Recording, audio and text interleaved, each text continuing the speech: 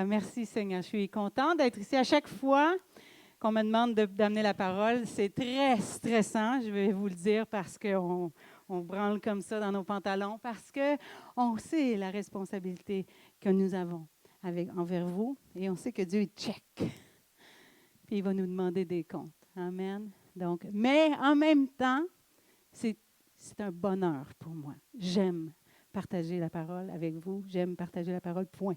Donc, ce matin, restez avec moi jusqu'à la fin. C'est très important de rester jusqu'à la fin ce matin. Amen. Est-ce que vous êtes prêts? Est-ce que, et vous savez quoi, hein, je ne vous ai jamais dit ça, mais là, je vais vous le dire. Chaque fois que je dois amener le message, la semaine d'avant, Normand, il se met à prêcher, puis là, je fais comme, oh non, il va me voler mon punch. Il va voler mon punch, c'est sûr qu'il va. C'est comme s'il sait, mais il ne sait pas, parce qu'il ne sait pas ce que je vais prêcher. Et souvent, il y a mon message juste le samedi soir. Il ne sait pas ce que je vais prêcher. Mais c'est comme si je me dis, oh non, il va falloir que je fasse un autre message, je vais prêcher ce que je vais prêcher. Puis non, finalement, il le fait, mais il reste juste sur le bord.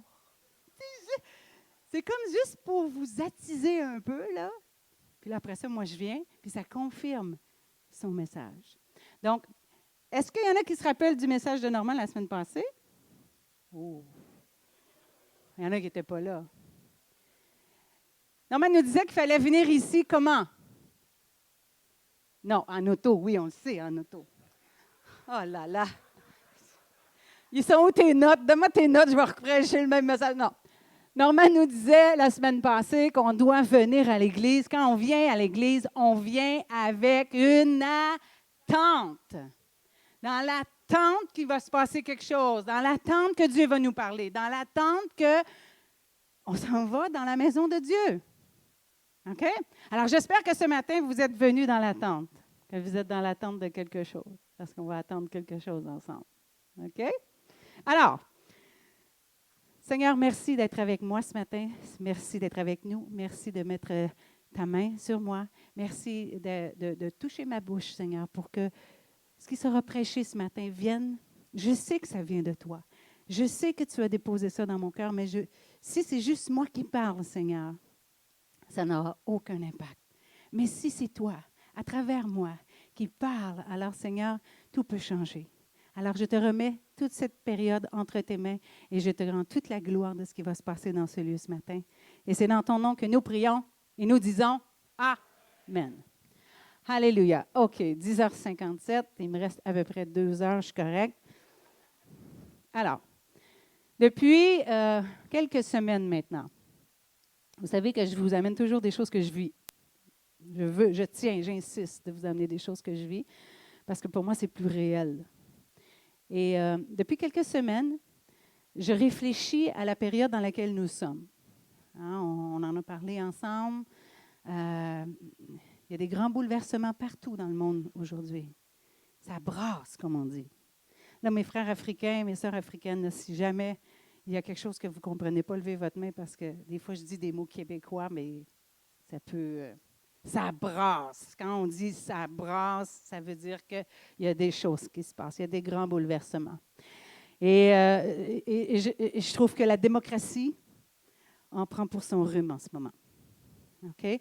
Et donc, je réfléchis, moi. Je réfléchis avec le Seigneur. Moi, c'est comme si j'assois le Seigneur en face de moi, puis on réfléchit ensemble, Seigneur. On a besoin de se parler. Et je réfléchis à tout ça depuis un certain temps. Et je me dis, Seigneur, j'ai dit au Seigneur, on a besoin de toi. Seigneur, on a besoin de toi. Et on a besoin d'être fort, on a besoin d'être fortifié en ce moment. On a besoin de devenir capable, contre toute attente, de persévérer jusqu'au bout. On a besoin. Et je priais et je me disais, Seigneur, on a toujours été dans la ouate ici. Mes frères africains, est-ce que vous savez ce que ça veut dire être dans la ouate? Ça veut dire que ça a toujours été facile, dans le confort. La ouate, c'est du coton, je pense, hein? Bon, alors on pourrait dire, on a toujours été dans le coton ici. OK? Ça a toujours été relativement calme comme environnement. On est un pays, on n'est pas un pays de guerre, on est un pays de paix. Hein? Et Et je me disais, Seigneur, j'irais même jusqu'à dire qu'on est une terre de bénédiction au Canada. Puis des fois, je me surprends, puis je dis, Seigneur, pourquoi nous, on vit ici? Pourquoi? Pourtant, on ne mérite pas plus que personne d'être ici. On a toujours été une terre de bénédiction. Et je me dis que c'est peut-être parce que ça a été construit avec des chrétiens. Le Canada a été, le Québec, ça a été construit. C'est des chrétiens qu'on ne voulait pas en France, qu'on a envoyés ici pour faire ce qu'on veut. Il y avait la foi qui était ici à la base de notre nation. C'est la foi. L'hymne national du Canada parle de Dieu. Amen. Mais j'ai dit, Seigneur, ce n'est plus le cas. Hein? Ce n'est plus le cas maintenant. Alors, pour ceux de ma génération, ceux qui sont très jeunes en fait, on n'a jamais senti de menace par rapport à notre foi. Pas vraiment. De la moquerie subtile, tu sais, les amis qui font comme « Ah, ouais, ah, ah, ah ». Une certaine forme de rejet de nos familles, de nos amis, mais sans plus. OK? C'est une terre de bénédiction. Et vous savez, quand moi je suis devenue chrétienne, ma famille est devenue chrétienne, et on a vécu un certain rejet de notre famille élargie, notre famille biologique. Et ça n'a vraiment pas été facile parce qu'au départ, ils ont eu peur. C'était légitime. Ils pensaient qu'on se ramasserait dans quelque chose de bien bizarre. Puis aussi, je pense qu'ils n'ont pas aimé qu'on tourne le dos à la religion non pratiquée, je précise, non pratiquée de nos ancêtres.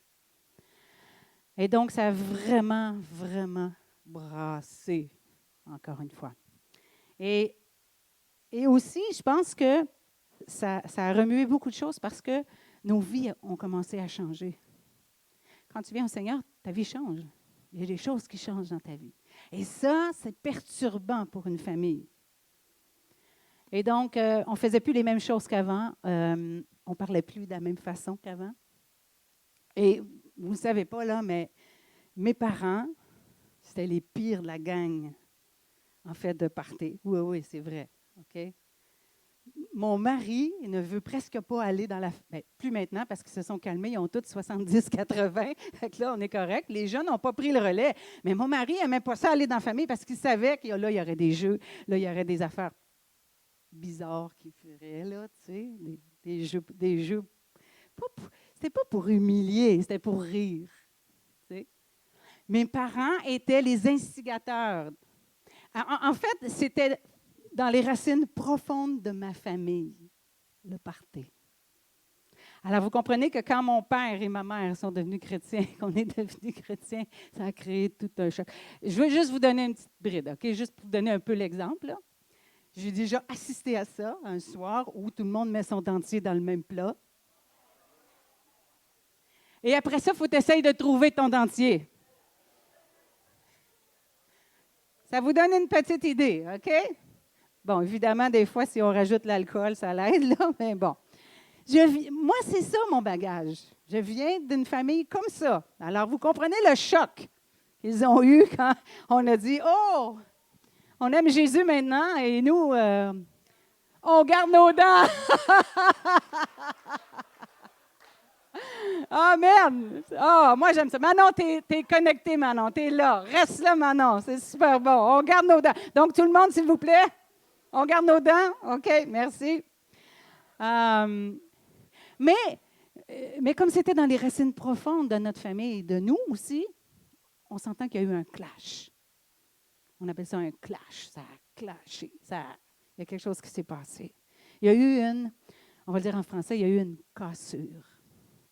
On est toujours resté présent, malgré tout, malgré qu'on sentait la réticence, malgré qu'on sentait la colère envers nous. On est resté présent, mais il y avait une cassure. Et la réalité, c'est que le trésor qu'on avait trouvé valait plus que tout. Il valait plus que nous-mêmes. alors on ne pouvait pas retourner en arrière. C'est impossible. Ça, tu peux comprendre ça juste quand tu le vis, que tu ne peux pas retourner en arrière. Et donc, on a vécu ça. Et aussi, ben moi, avec mes amis, j'ai donné ma vie au Seigneur à l'âge de 15 ans, dans l'adolescence, dans le pic de l'adolescence. Et j'étais un peu leader, là. À mes heures, là, j'étais un peu leader. Je pense que j'étais populaire. Mais dans le temps, là, on parle de là longtemps, OK? Là? Je pense. Il y avait une certaine popularité. Ça a changé quand je suis devenue chrétienne, mais ça, c'est une autre histoire. Mais j'étais quelqu'un qui provoquait. J'étais quelqu'un qui prenait sa place. J'étais quelqu'un qui prenait beaucoup de place. Et donc, quand je suis devenue chrétienne, du jour au lendemain, je n'étais plus la même personne. Et du jour au lendemain, j'arrive dans le parc avec ma Bible. Et j'arrive dans le parc avec Jésus, moi. Je viens avec Jésus du haut de mes 15 ans, avec ma Bible. Vous comprenez-vous qu'il y a eu un clash là aussi, là? OK? Et donc ça, c'est arrivé quand je suis venue au Seigneur à l'âge de 15 ans. Et veut pas, même si j'aurais voulu rester avec eux. Même si je voulais rester avec eux, eux ne voulaient plus rester avec moi. Non, non. Mais ils ne me l'ont pas dit, là. Ils ont été très, très gentils quand même, mais tranquillement, veut pas, même si j'aurais voulu. Leurs activités n'étaient plus les miennes. Leur vie n'était plus la mienne. Leurs désirs n'étaient plus les miens. Donc, je ne pouvais plus les suivre. Là, ma fille n'est pas là. OK. Je ne pouvais plus les suivre dans les bars parce que j'ai commencé à aller dans les bars à l'âge de 13 ans. Parce que j'avais de l'air plus vieille, OK? Je suis contente aujourd'hui, j'ai de l'air plus jeune, il paraît, mais dans le temps, j'avais de l'air plus vieille que mon âge. On se faisait des fausses cartes, il n'y a rien qu'on ne faisait pas. Et donc, je ne pouvais plus les suivre. Vous comprenez? Le clash, vous comprenez la cassure qui s'est passée. Et donc, tranquillement, pas vite, ils sont tous partis. Mais malgré tout, le Seigneur m'avait donné une nouvelle famille. Dans le temps, où, quand moi je suis venue au Seigneur, la jeunesse où j'étais, il y avait 70 jeunes. L'église où on était, c'était à ce moment-là une des plus grosses églises au Québec. C'était à Ville-la-Salle avec Mario Mascotte, puis tous ces gens-là, Gary Connors, puis tout ça. Donc, c'était une des plus grosses églises qu'il y avait à ce moment-là au Québec. Il y avait 70 jeunes. Alors, vous comprenez que même si j'ai perdu mes amis, j'en ai retrouvé d'autres assez rapidement. Alors, le Seigneur est bon. Le Seigneur a fait ça pour nous. Mais de toute façon, c'était OK. Et de toute façon, le trésor qu'on avait trouvé valait plus que tout. C'est ça qui se passe quand on vit une réelle rencontre avec Jésus. Il n'y a pas de retour en arrière, c'est impossible. Tu ne peux pas goûter à Jésus vraiment, puis renier ce que tu as vécu, renier Jésus. Alors, on était là-dedans, et c'est un peu dans le contexte dans lequel j'ai accepté le Seigneur, puis qu'est-ce qui est arrivé dans mon temps à moi. Et ça m'a fait penser au verset de Paul, dans 2 Corinthiens 6, 14. Paul dit ceci, il dit, « Qu'y a-t-il de commun entre la lumière et les ténèbres? » Ce que Paul est en train de dire, c'est qu'il n'y en a pas. Il n'y a rien en commun entre les deux. Alors, ce n'est pas anormal ce qu'on a vécu comme famille, et ce n'est pas anormal ce que j'ai vécu avec mes amis, parce qu'il n'y a rien de commun entre la lumière et les ténèbres. Alors, il y a une cassure qui se fait. Il faut qu'il y ait une cassure qui se fait. Et donc, je pense que si Jésus est le Seigneur et le Sauveur de nos vies, je pense qu'il y a deux possibilités. OK? Vous êtes là avec moi? Ou bien les gens sont inconfortables parce que le Saint-Esprit qui est en nous interfère avec l'Esprit qui est en eux. Ça, c'est une possibilité. Ou bien, ils sont inconfortables, sont quand même inconfortables, parce que le Saint-Esprit frappe à la porte de leur cœur. Ce n'est pas confortable quand on sent que Dieu est en train de nous parler. Et notre réaction à ça, de là va dépendre tout le reste. Alors, il y a deux possibilités pour moi. Et ils sont attirés à Jésus à travers nous, mais il y a une chose qui est certaine, c'est qu'il n'y a personne qui est indifférent à Jésus. Ou bien il t'aime, ou bien il ne t'aime pas. C'est comme ça. Parce que Paul dit, il n'y a rien de commun entre la lumière et les ténèbres.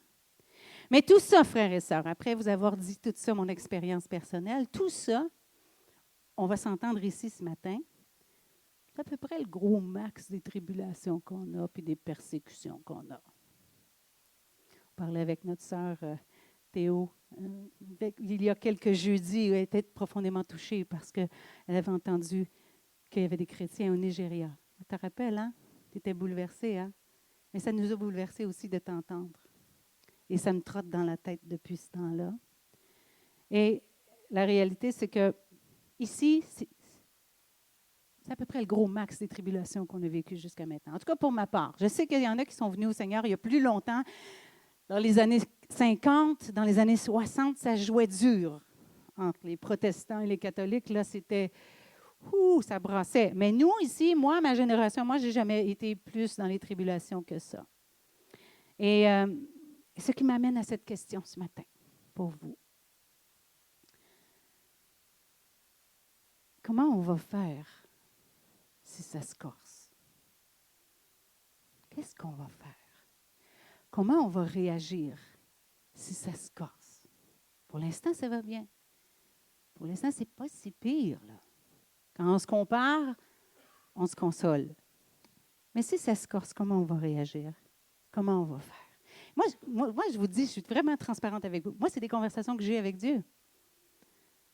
Puis là, quand j'ai eu cette conversation-là avec Dieu, je pleurais ma vie. Seigneur, si ça se corse, est-ce qu'on va être capable, nous? Est-ce qu'on va être capable? Si on ne parvient pas à passer à travers le type de rejet dont je vous ai parlé tantôt avec ma famille, avec mes amis, puis ça, c'est votre famille, vos amis. Si on ne parvient pas à passer à travers ce type de rejet, vous savez qu'il y a des gens qui abandonnent le Seigneur à cause de ça. Vous savez qu'il y a des gens, quand ils font face au rejet de la famille,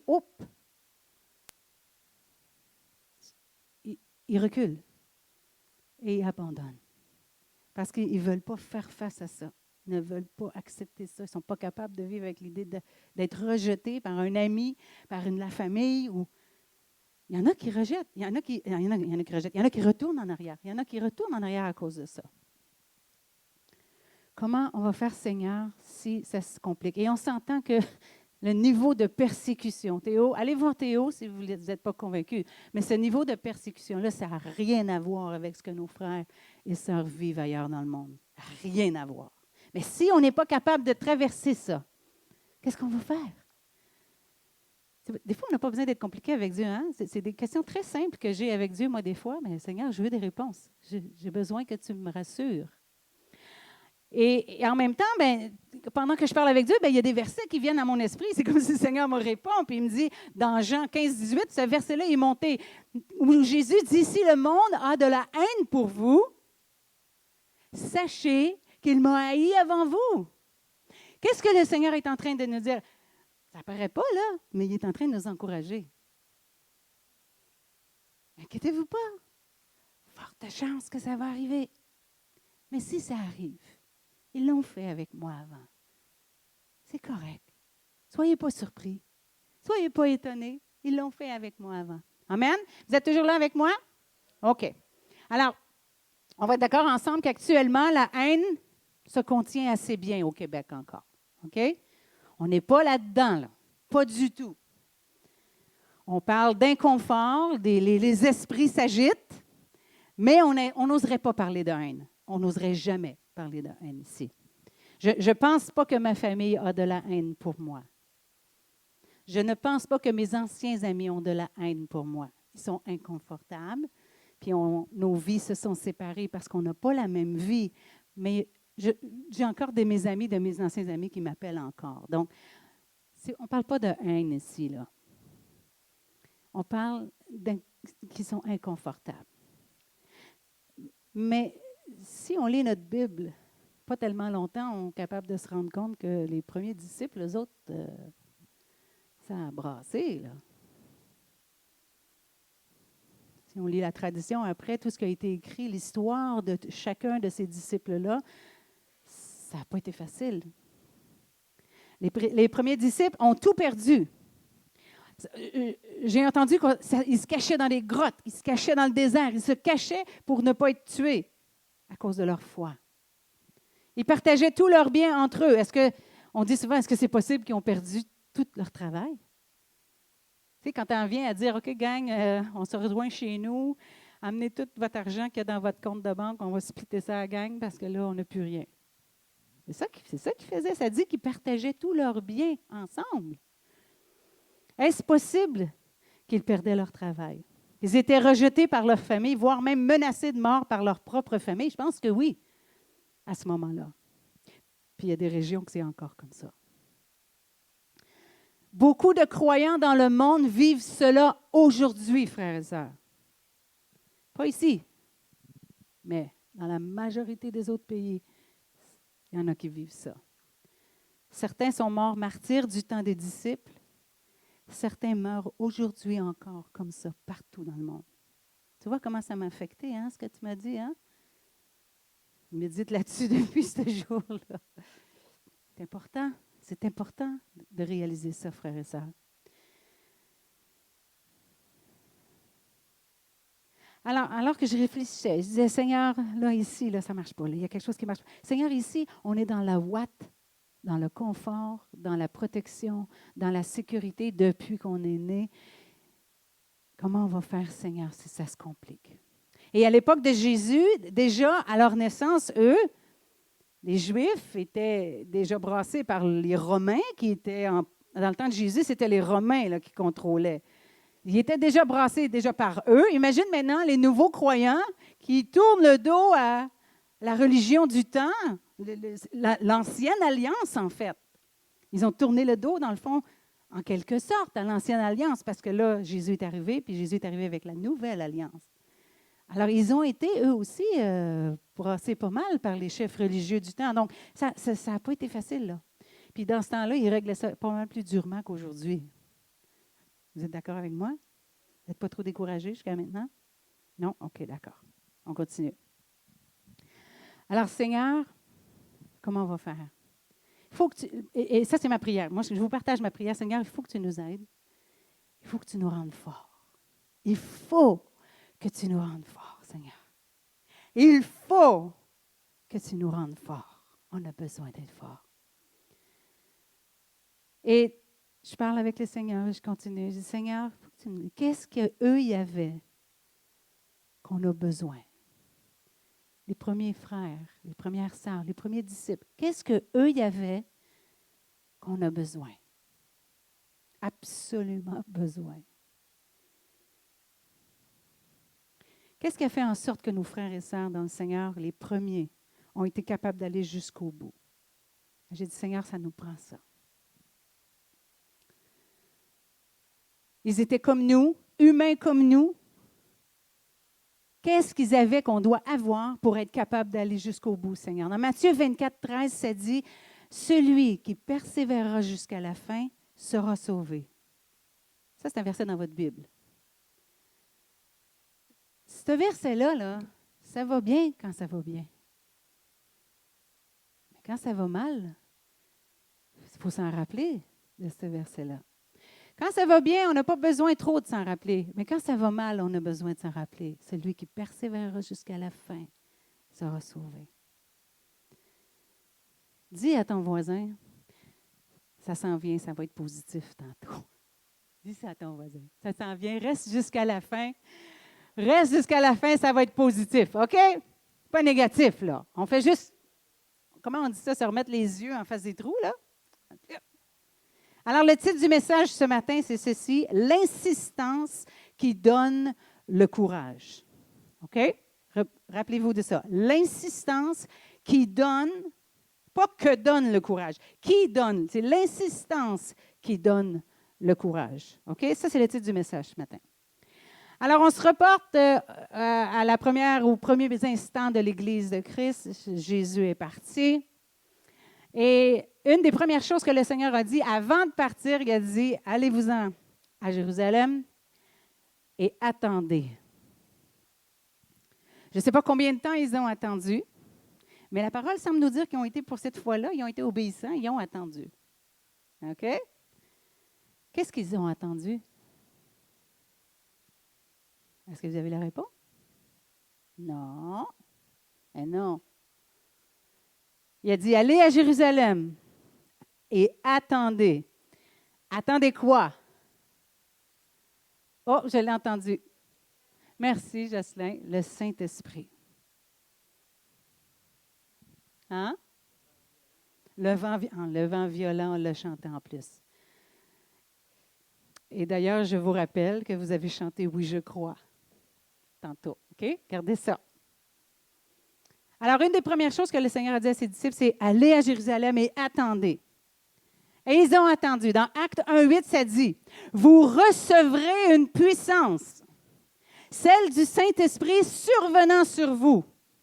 Vous serez mes témoins et vous serez mes témoins à Jérusalem, dans toute la Judée, dans la Samarie et jusqu'aux extrémités de la terre. Ça veut dire que ça inclut Joliette.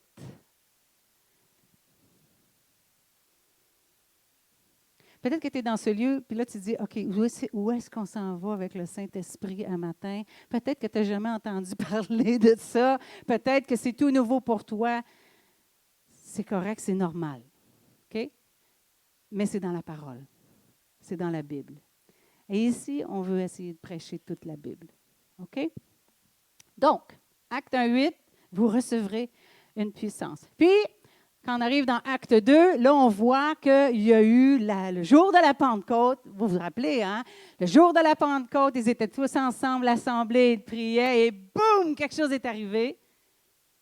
Le Saint-Esprit est venu.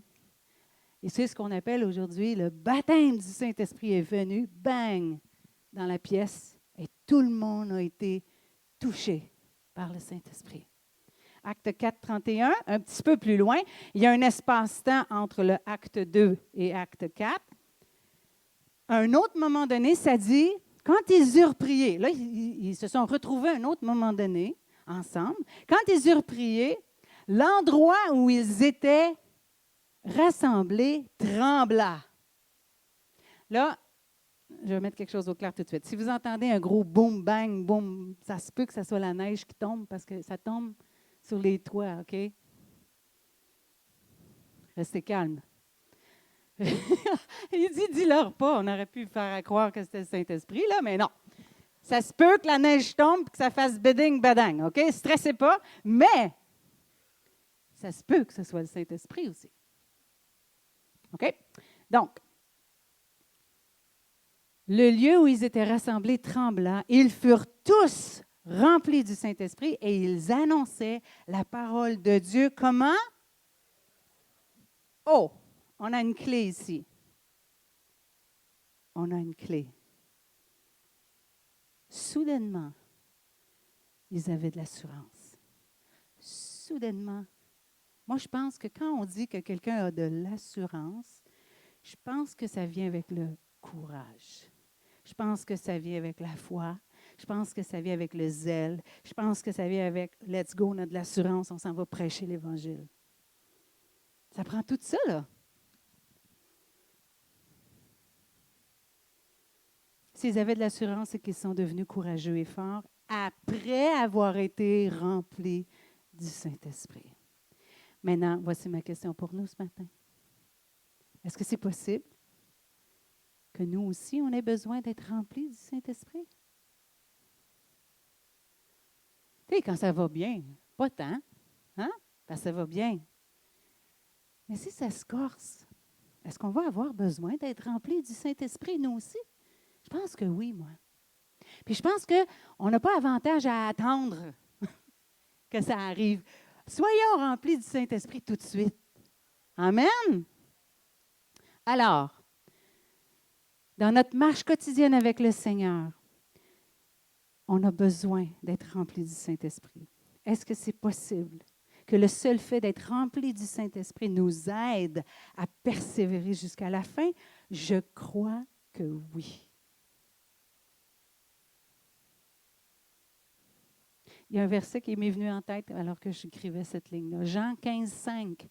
Sans moi, vous ne pouvez rien faire. J'ai-tu besoin de vous convaincre encore, là? On a besoin, nous aussi. Et là, ça m'a amené dans la parabole des 10 vierges. Ah, la parabole des 10 vierges. Est-ce que vous vous rappelez, c'est quoi la parabole des 10 vierges? Hein? Il y en avait 5 qui avaient des lampes et qui avaient des lampes pleines et il y avait même de l'huile de rechange. Ça vous donne une idée comment il y en avait de l'huile. Mais il y en avait 5 qui n'en avaient pas vraiment beaucoup. Et les 10 vierges attendent que le Seigneur revienne. Ça aussi, c'est dans la Bible. Que Jésus va revenir un jour. On l'a chanté en plus. Jésus va revenir un jour. Alors, la parabole parle en lien à ce fait historique qui va se produire à un moment donné.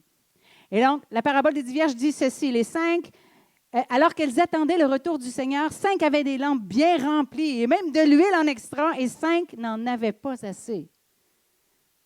Alors, les lampes, c'est quoi? L'huile, c'est quoi?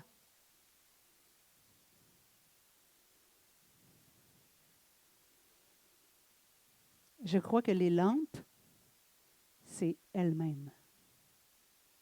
L'image, c'est elle-même. Et l'huile, je crois que c'est la plénitude du Saint-Esprit en elle. Parce que souvent, l'huile est représentée. C'est-à-dire le Saint-Esprit ou l'Esprit de Dieu est représenté par de l'huile. La lampe, c'est un contenant. Qui est le contenant? Qui contient la présence de Dieu? Qui contient le temple du Saint-Esprit? C'est nous. Alors les lampes, c'est nous. Et l'huile, c'est le Saint-Esprit. Moi, je crois ça. Ça dit qu'elles étaient remplies. Elles étaient remplies. Je crois qu'à l'approche du retour du Seigneur, nous devons être remplis du Saint-Esprit. De plus en plus chercher sa présence pour être remplis de jour en jour. Quitte à avoir trop d'huile. Pas grave s'il y en a trop. Le problème, c'est s'il en manque. Mais s'il y en a trop, c'est pas grave. Ça va déborder. Ça va déborder, savez-vous où? Sur les autres. Amen. Vous êtes avec moi? Vous êtes moins découragés que tantôt? OK.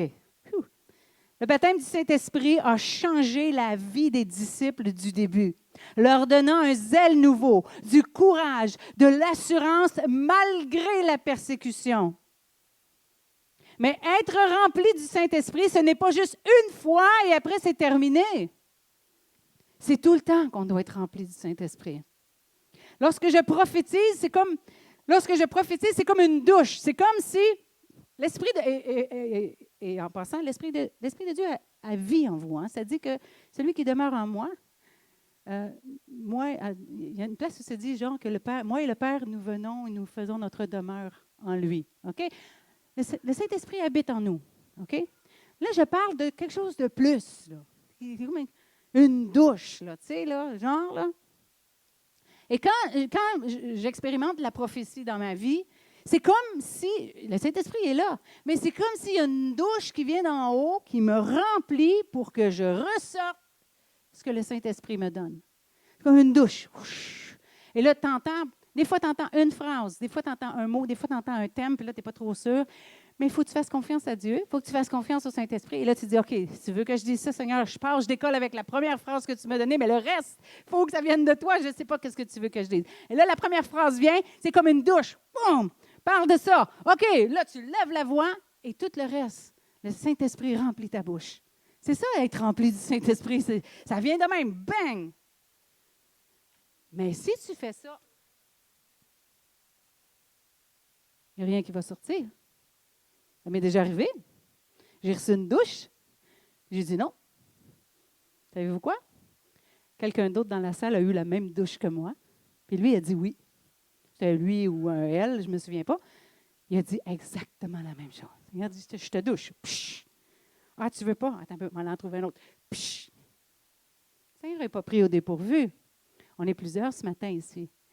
S'il y en a un de vous qui fait ça, croyez-moi, Dieu va ouvrir la bouche de quelqu'un d'autre. Amen. Et Dieu n'est pas fâché, là.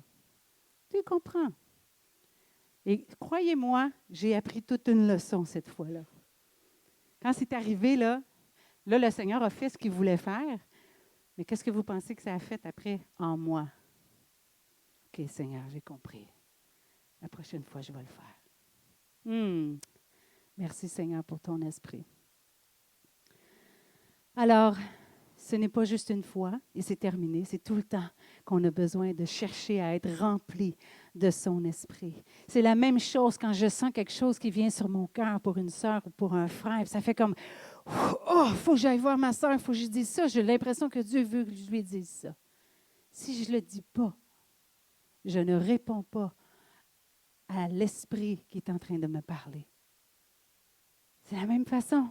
Quand on reçoit une parole pour quelqu'un ou qu'on a à cœur d'appeler quelqu'un ou de prier même pour quelqu'un, qu'est-ce que vous pensez que c'est? Le Saint-Esprit fond sur vous, vous remplit pour quelque chose, pour que vous fassiez quelque chose. Oh, wow! Alors, je ne sais pas pour vous, je vais parler juste pour moi ce matin, mais moi j'ai besoin de devenir courageuse. Moi, j'ai besoin de devenir forte. Et moi, je vais être capable de rester jusqu'au bout. Et ce qui est intéressant avec Acte 2, c'est-à-dire ce qui a suivi Acte 2, où les disciples, les 120 ont été, le jour de la Pentecôte, remplis du Saint-Esprit, puis ont commencé à parler en d'autres langues. Ce qui est intéressant, c'est que les disciples et les apôtres, à ce moment-là, semblent avoir fait, après ça, une priorité du baptême du Saint-Esprit. Parce qu'on voit très clairement que, allez lire Actes, ça vaut la peine, là, parce qu'on voit très clairement que là, ils ont fait comme, oh, quelque chose se passe, là. C'est important qu'est-ce qui vient de se passer. Et là, c'est clair qu'ils ont compris que c'était même tout aussi important, évidemment pas tout aussi important que la bonne nouvelle, évidemment, mais que c'était important. On voit que lorsque quelqu'un recevait le Seigneur ou la bonne nouvelle, ils étaient tout de suite baptisés dans l'eau et à partir de ce moment, on priait pour qu'ils reçoivent le Saint-Esprit. Après ça, c'était comme automatique. Est-ce que vous me croyez? C'est comme ça que tu vois vraiment là, qu'il y a comme un shift qui se fait. Puis là, on parle de Jésus, on baptise dans l'eau et on prie pour le Saint-Esprit parce qu'il venait de le vivre. Et il était clair qu'il se passait quelque chose à ce moment-là parce que ça dit qu'il les entendait parler en d'autres langues comme ça soudainement. C'est donc devenu une évidence pour les premiers disciples qu'il y avait 3 choses importantes.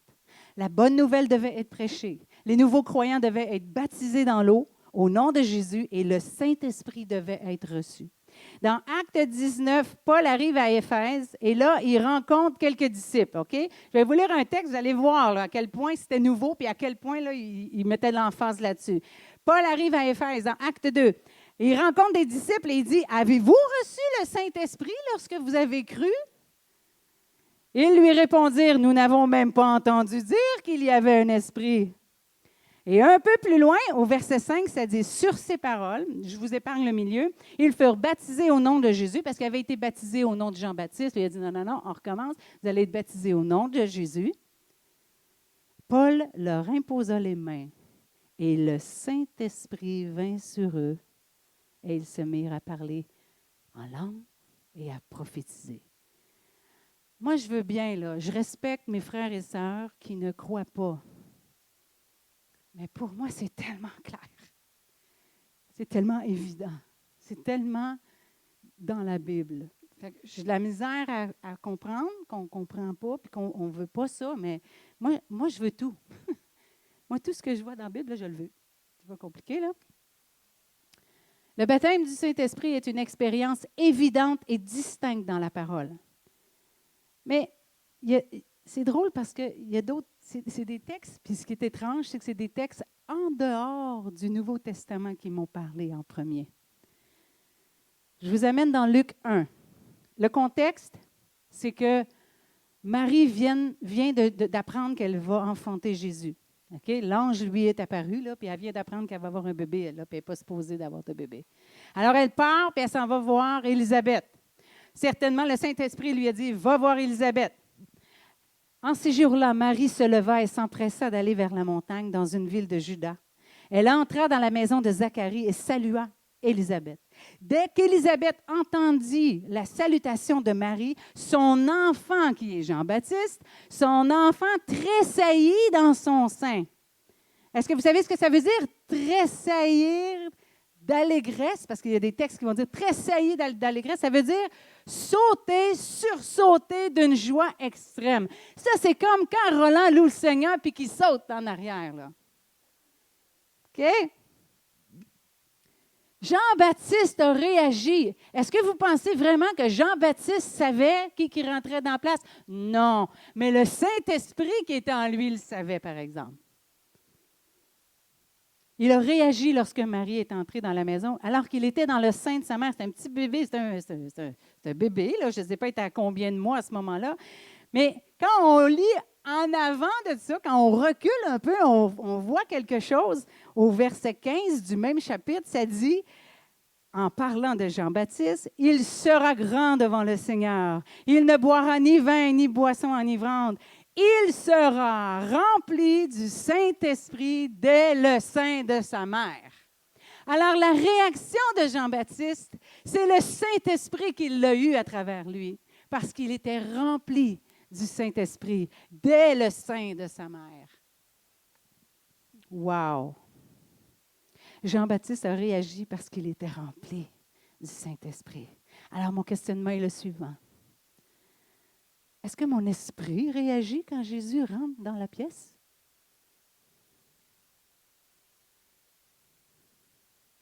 Seigneur, est-ce que je suis assez rempli du Saint-Esprit pour que quand Jésus se présente, ça m'énerve, ça m'excite, je me mets à sauter à l'intérieur de moi, je me mets à dire « Wow, Seigneur, tu es là, je sais que tu es là. »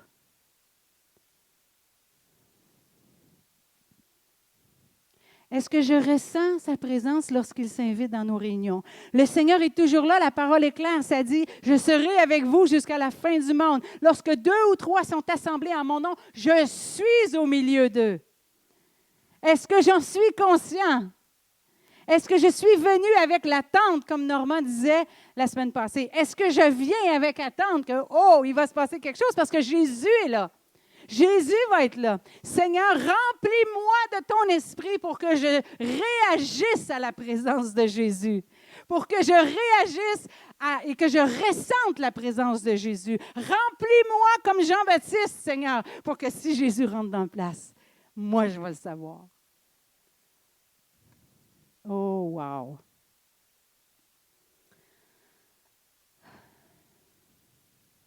Est-ce que je suis conscient de son action dans l'Assemblée, dans mon esprit, dans mon corps, de le sentir même dans mon corps, comme Jean-Baptiste l'a ressenti?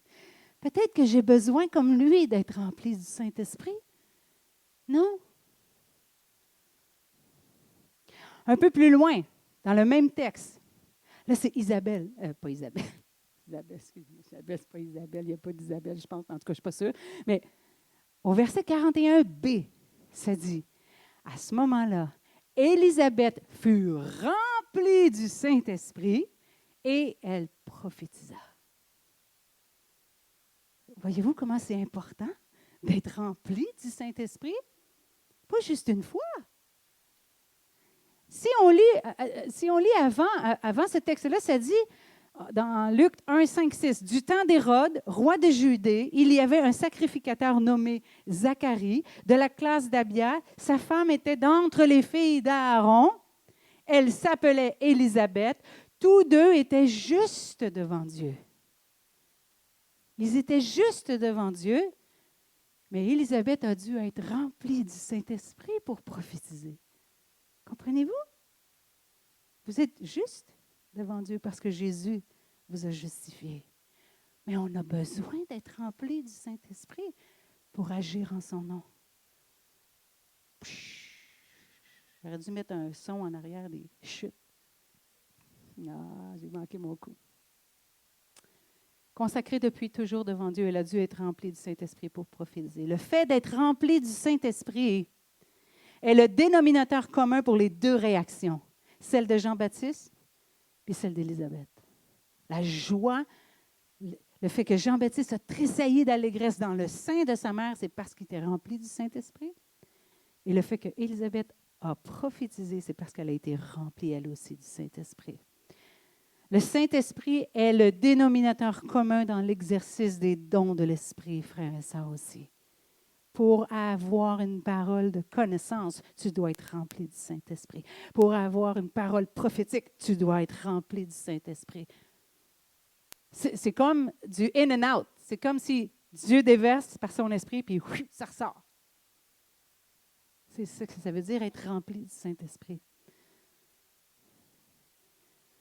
Le Saint-Esprit est le dénominateur commun pour tous les ministères, pour que tous les ministères soient efficaces dans l'Assemblée. Que ce soit un moniteur à l'éducation chrétienne. Imaginez un moniteur à l'éducation chrétienne rempli de l'Esprit à chaque fois qu'il dit quelque chose à des enfants. Celui qui fait l'accueil, là. Denis, imaginons l'accueil, là. Juste avant que vous arrivez en poste, là, vous avez une douche du Saint-Esprit. Vous êtes rempli du Saint-Esprit pour dire « Bienvenue à l'Assemblée de Dieu ». Non, mais je ne dis pas que ça n'arrive pas, là. Comprenez-moi bien. Je ne dis pas que ça n'arrive pas en ce moment. Mais ce que je dis, c'est que ça doit être la norme. C'est ça qu'on devrait faire tout le temps. C'est ça qu'on devrait rechercher tout le temps, d'être rempli de son esprit. Vous êtes encore avec moi? Vous me laissez quelques minutes encore? C'est pas trop poche, là, jusqu'à maintenant, ça va bien? 2-3 heures? Marcel me dit 2-3 heures, je suis correct.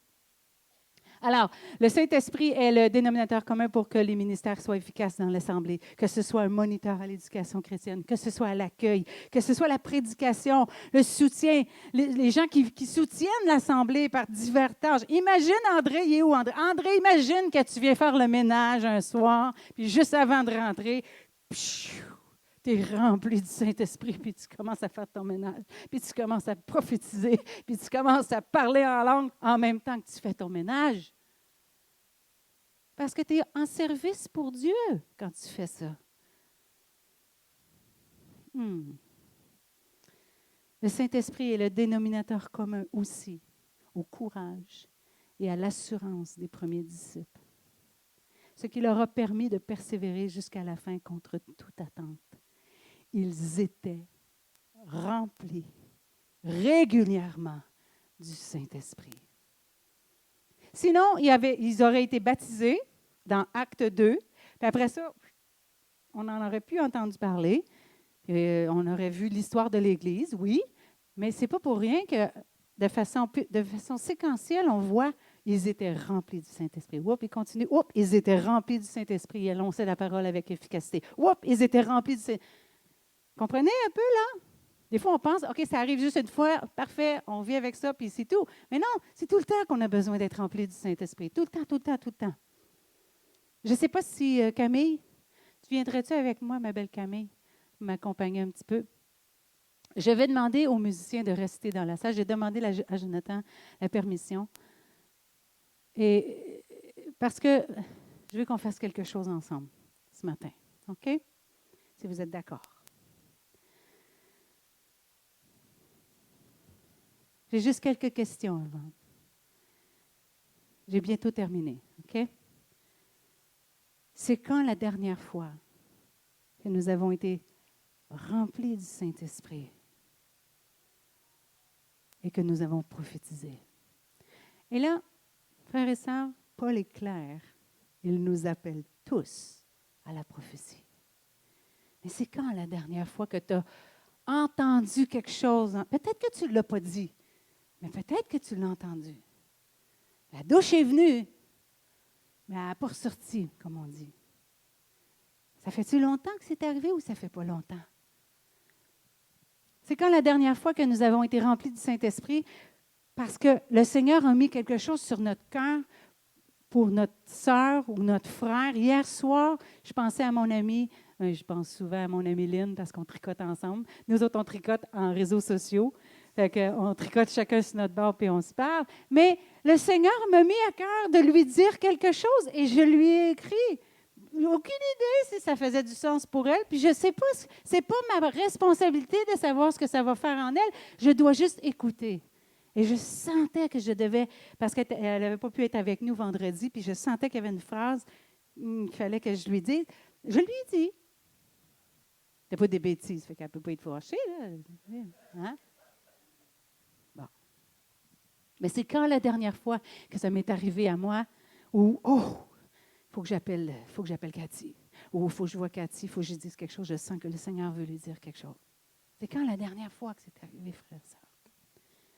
Pour bénir quelqu'un, pour encourager quelqu'un, c'est pas obligé d'être une parole prophétique, c'est pas obligé d'être parlé en langue, mais est-ce que tu as entendu quelque chose pour quelqu'un il n'y a pas si longtemps et tu l'as mis en pratique? C'est quand la dernière fois que nous avons été remplis de son esprit pour aller juste prier pour quelqu'un? On a besoin d'être remplis du Saint-Esprit pour aller prier efficacement. On peut prier comme ça, c'est vrai. Mais pour prier efficacement, si on est rempli du Saint-Esprit, oh là là, la prière de Dolly va devenir incroyable. Parce que c'est le Saint-Esprit qui va prier à travers elle. Je tiens à nous dire ce matin, frères et sœurs, que nous, ici aussi, là aussi, tout le monde, on a tous besoin d'être remplis du Saint-Esprit. Pour vivre notre marche avec Dieu, pour faire un ministère efficace dans l'Église, pour faire n'importe quoi en son nom, on a besoin d'être rempli. Tu veux aller passer des pamphlets? Sois rempli du Saint-Esprit dans le nom de Jésus avant que tu arrives. Puis j'espère que tu vas le sentir, puis que tu vas revenir, puis tu vas dire, « Ouf, la douche que j'ai prise, mes amis, quand je suis arrivée sur le coin de la rue. » OK? Tu vas nous le dire si ça arrive. Parce qu'on a besoin. Dans tout ce qu'on fait au nom de Jésus, on a besoin tout ce que Jésus faisait. Jésus était rempli du Saint-Esprit lorsqu'il est venu et qu'il a fait son ministère sur la terre. À combien plus forte raison, moi ici, bébé, j'ai besoin d'être rempli du Saint-Esprit. Si Jésus en a eu besoin, on en a besoin nous aussi, chaque fois. Jacinthe, je sais que des fois, souvent, tu as des douches comme ça. Jacinthe est une personne qui expérimente régulièrement d'être remplie du Saint-Esprit. Il y en a plusieurs ici, là. Je ne dis pas que personne. Mais savez-vous quoi? Je crois qu'on est tous. On a tous besoin et on est tous appelés à recevoir la douche du Saint-Esprit pour ce qu'il voudra faire avec nous. Ça ne sera pas la même chose que Jacinthe. Ça ne sera pas la même chose que Normand. Ça ne sera pas la même chose que Dolly, mais ça va être quelque chose que lui veut. Si on fait les choses par nos propres forces, si on fait les choses avec notre force humaine, on va faire des choses. Il y a plein de gens dans le monde qui font des choses extraordinaires. Mais si on veut faire les choses de Dieu, qui aient un impact éternel et qui aient un impact spirituel, je m'excuse, on a besoin d'être rempli de son esprit. On a besoin du baptême du Saint-Esprit, mais après, à chaque fois, on a besoin d'être rempli du Saint-Esprit. C'est pas comme, je vous le dis depuis tantôt, c'est pas comme un one-shot deal, là. Tout le temps, on a besoin d'être rempli.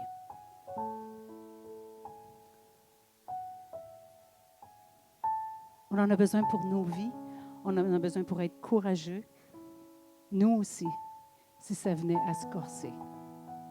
Mes frères et sœurs, je crois que Dieu veut qu'on sache qu'on n'est pas seul. Mais il nous donne la solution pour être courageux. Est-ce qu'on peut fermer nos yeux ensemble? Alléluia. Peut-être que ce matin, tu es dans ce lieu et tu n'as aucune idée de quoi je parle. Peut-être que ce matin, c'est la première fois que tu vas dans une église et tu te dis, ouf, je ne suis pas sûre là, que j'adhère, ou je ne suis pas sûre que je comprends, ou je ne suis pas sûre que... Qu'est-ce que c'est ça, cette affaire-là? J'aimerais te dire, donne l'opportunité à Jésus de te montrer, de t'enseigner ces choses-là. C'est dans la Bible. C'est des choses que Jésus a dit. C'est des choses que l'apôtre Paul a dit. C'est très réel pour eux. C'était très réel pour eux. Et je crois que ça doit être réel pour nous aujourd'hui. Mais ça se peut que ça te perturbe un peu ce matin, et c'est correct. Des fois, ça prend un certain temps avant de réaliser toutes ces choses-là. Il n'y a pas de presse avec ça. Le Saint-Esprit, il n'est jamais en retard, puis il prend son temps. Peut-être que tu es dans ce lieu et tu n'as jamais vécu l'expérience d'être rempli du Saint-Esprit. Croyez-moi, quand ça t'arrive, tu sais que c'est arrivé. Peut-être que tu ne te souviens pas que c'est déjà arrivé. Ça se peut. Puis en passant, ce n'est pas à cause de Dieu que ça n'arrive pas. Des fois, c'est à cause de nous-mêmes. OK? Mais c'est lui qui gère ça. Peut-être que tu as déjà été rempli du Saint-Esprit, mais que tu l'as éteint avec les années. Dans 1 Thessaloniciens 5, 19, Paul dit « N'éteignez pas l'Esprit ». S'il dit « N'éteignez pas l'Esprit », c'est parce qu'on peut l'éteindre. Sinon, il n'aurait pas dit ça. Alors peut-être c'est toi ce matin. Tu as déjà été rempli du Saint-Esprit, mais tu l'as éteint. Peut-être que tu as déjà vécu l'expérience du baptême du Saint-Esprit aussi, mais ça fait un petit bout que tu n'as pas été rempli du Saint-Esprit. Peut-être que tu es un croyant aussi rempli du Saint-Esprit. Et que régulièrement, le Saint-Esprit vient avec sa douche et te remplit, te donne des paroles de connaissance, te donne des paroles d'encouragement, te donne de prier pour quelqu'un, te donne de prophétiser, d'élever ta voix pour raconter les merveilles de Dieu. Peut-être. Vous savez quoi? Je pense qu'on a tout ça ici, non? Au milieu de nous, là, on a toutes ces catégories-là de personnes. Mais le dénominateur commun à nous tous, c'est que nous avons tous besoin d'être remplis du Saint-Esprit, de vivre dans la plénitude du Saint-Esprit pour guérir les malades, de vivre dans la plénitude du Saint-Esprit pour délivrer les captifs, partager la bonne nouvelle et être capable de continuer jusqu'au bout si ça se corse et avec assurance. La seule chose que le Seigneur veut, c'est que tu lui demandes et que tu le désires vraiment. L'âme de celui qui cherche Dieu et qui désire ardemment sa présence et qui désire ardemment suivre dans les pas de l'Esprit, le Seigneur le voit et le Seigneur répond. Et ce qui est intéressant, c'est qu'avec le don du Saint-Esprit ou le fait d'être rempli du Saint-Esprit, ça vient de lui. Ça ne vient pas de nous. Donc, ça n'a pas rapport avec nous. Ce n'est pas juste des gens parfaits qui sont remplis du Saint-Esprit. Au contraire, c'est des gens très imparfaits qui sont remplis du Saint-Esprit parce que si Dieu les laisse tout seuls avec leur imperfection, ils ne seront pas capables d'accomplir ce que Dieu veut. Toutes ces personnes-là sont imparfaites et elles ont besoin que le parfait vienne et les remplisse. Dernier texte. Pendant que vous avez les yeux fermés, je veux que vous méditez sur ce que je dis en ce moment, OK? Dans Luc 11, verset 5, Jésus vient juste de leur enseigner comment prier. Et il leur dit encore, « Supposons que l'un de vous ait un ami et qu'il aille le trouver au milieu de la nuit pour lui dire, « Mon ami, prête-moi 3 pains, car un de mes amis est arrivé de voyage chez moi et je n'ai rien à lui offrir. » Supposons que de l'intérieur de sa maison, cet ami lui réponde, « Ne m'ennuie pas, la porte est déjà fermée, mes enfants et moi sommes au lit, je ne peux pas me lever pour te donner des pains. » Je vous le dis, même s'il ne se lève pas pour les lui donner parce que c'est son ami, il se lèvera à cause de quoi? À cause de son insistance. Et il lui donnera tout ce dont il a besoin. Ce qui est intéressant avec ce texte-là, c'est que tout de suite après, Jésus dit, « Moi, je vous dis, demandez et l'on vous donnera. Cherchez et vous trouverez. Frappez et l'on vous ouvrira. En effet, tous ceux qui demandent reçoivent. Celui qui cherche trouve et l'on ouvrira à celui qui frappe. Quel père parmi vous donnera une pierre à son fils s'il lui demande du pain? Ou bien s'il demande un poisson, lui donnera-t-il un serpent au lieu d'un poisson? Ou bien s'il demande un œuf, lui donnera-t-il un scorpion?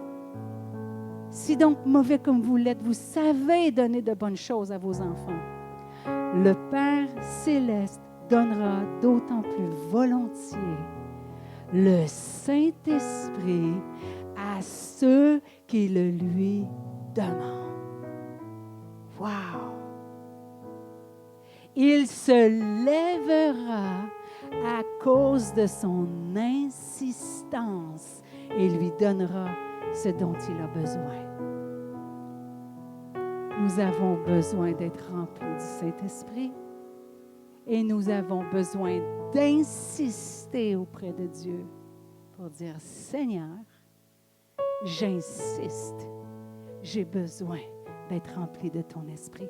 J'insiste, Seigneur, et je ne vais pas arrêter tant et aussi longtemps, Seigneur, que tu ne répondras pas à ce besoin parce que je sais que ce besoin-là, il est important pour ma vie.